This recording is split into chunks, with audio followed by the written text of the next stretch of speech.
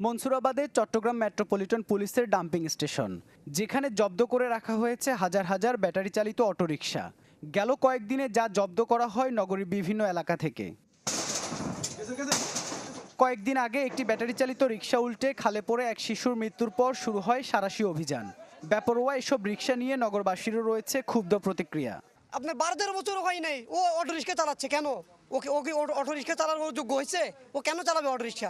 মানে আরো পাশে লোক ছিল, ডাইরেক্ট মারিয়ে দিয়েছে, গতিরোধ করে এমন গতি গেছে একদম পুরো এই হইতে এই পর্যন্ত সেলাই, এখন পর্যন্ত পাড়াটা বাঁকা করতে পারি না।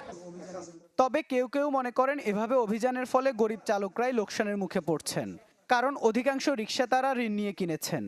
তাই রিকশা জব্দ করার আগে এগুলোর বেচা বিক্রি ও যন্ত্রপাতি সরবরাহ বন্ধের পাশাপাশি বৈদ্যুতিক চার্জ দেওয়ার লাইন বন্ধ করার দিকে নজর দিতে বলছেন তারা। যেখান থেকে আসলে সাপ্লাই করে ওদেরকে থেকে যদি বন্ধ করে দেওয়া হয় তাহলে গাড়িগুলো বন্ধ হয়ে যেত আর কি।